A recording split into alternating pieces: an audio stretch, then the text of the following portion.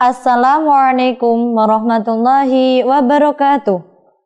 Hai anak-anak, bagaimana kabar kalian? Semoga kalian senantiasa sehat, kuat, semangat, dan senantiasa dalam rahmat Allah. Amin. Jumpa lagi dengan Ustadzah di program Jari Cerdik.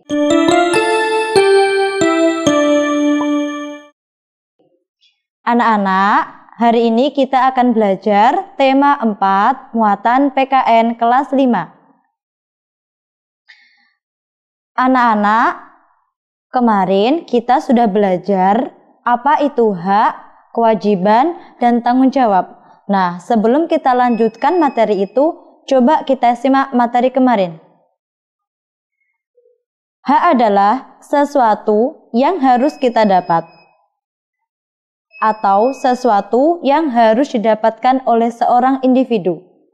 Sedangkan kewajiban adalah sesuatu yang harus kita kerjakan oleh seorang individu. Sedangkan tanggung jawab adalah kesadaran seseorang akan kewajibannya. Nah, coba perhatikan cerita berikut. Dani salah satu anak dari Pak Tono dan Bu Tono. Dani punya adik namanya Dayu. Kedua anak itu saling menyayangi satu sama lain. Orang tua mereka sangat menyayangi mereka. Setiap pagi, keluarga Dani selalu bekerja sama membersihkan rumah. Setelah itu, mereka bersiap-siap untuk ke sekolah. Tak lupa sebelum berangkat sekolah, Dani dan Dayu sarapan. Kemudian berpamitan dengan ayah dan ibunya. Setelah berjabat tangan, ibu memberikan uang saku untuk Dani dan Dayu. Setibanya di sekolah, Dani masuk kelas. Dani dan Dayu adalah siswa yang disiplin. Dia selalu datang ke sekolah tepat waktu. Hari itu adalah hari Jumat. Setiap hari Jumat, anak-anak melakukan Jumat bersih. Ada yang membersihkan halaman sekolah, menyapu, mengumpulkan sampah. Ada juga yang bertugas merapikan taman depan sekolah. Anak-anak sangat antusias mengikuti kegiatan Jumat bersih. Tak lupa, Bu Guru juga ikut serta membantu anak-anak serta memberikan semangat kepada anak-anak. Dari cerita tersebut, maka bisa kita simpulkan, contoh hak di lingkungan rumah adalah mendapatkan kasih sayang dari orang tua. Ada juga mendapatkan uang saku. Kemudian kewajiban kita di lingkungan rumah adalah membantu orang tua, patuh sama orang tua. Sedangkan tanggung jawab kita di lingkungan rumah adalah menjaga kebersihan rumah, olahraga teratur, makan makanan yang bergizi. Nah, jika tadi kita sudah belajar tentang hak, kewajiban, tanggung jawab di lingkungan rumah, sekarang kita akan mempelajari tentang apa saja hak, kewajiban, tanggung jawab di lingkungan sekolah. Yang pertama adalah hak di lingkungan sekolah. Yang pertama, mendapatkan pelajaran dari guru, mendapatkan kasih sayang dari guru, karena itu adalah hak kita, sehingga kita berhak mendapatkan kasih sayang dari guru, perhatian guru, dan juga arahan dari guru. Selanjutnya, kewajiban di lingkungan sekolah adalah belajar dengan tekun, mematuhi tata tertib guru dan sekolah.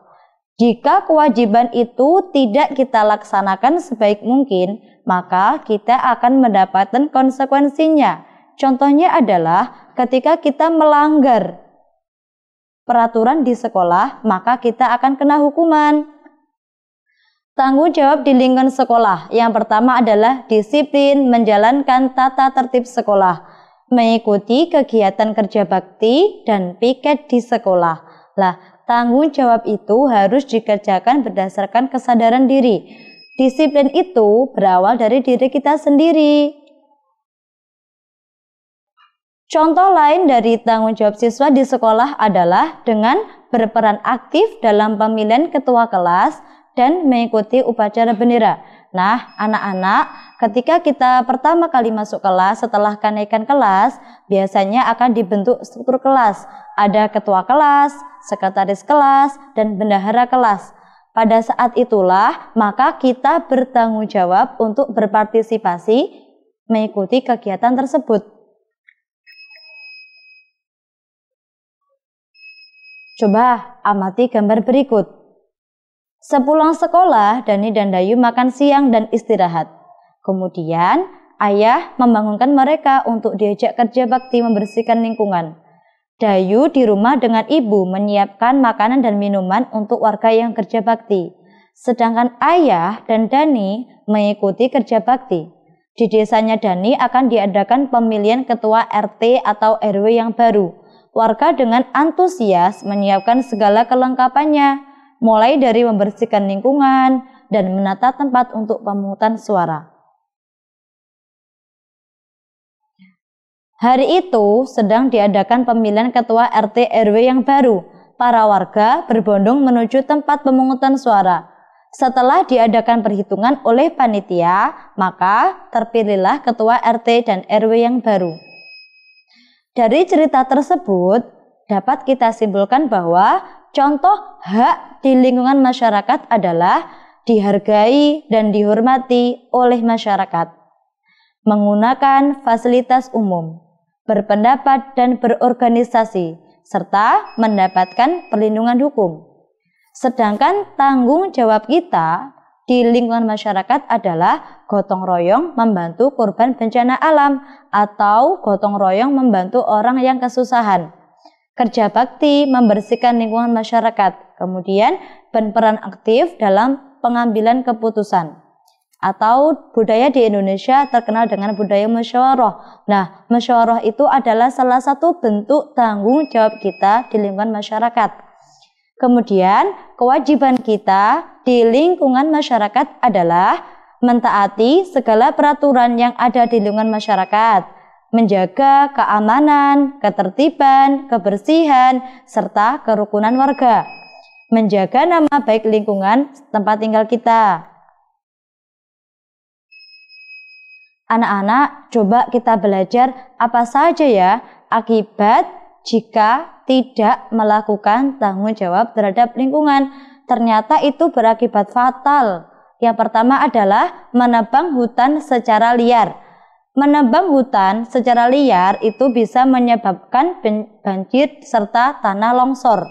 Karena kalian tahu bahwasannya hutan itu akarnya digunakan atau manfaatnya adalah untuk menyerap air, sehingga ketika hujan turun tidak terjadi banjir serta tanah longsor.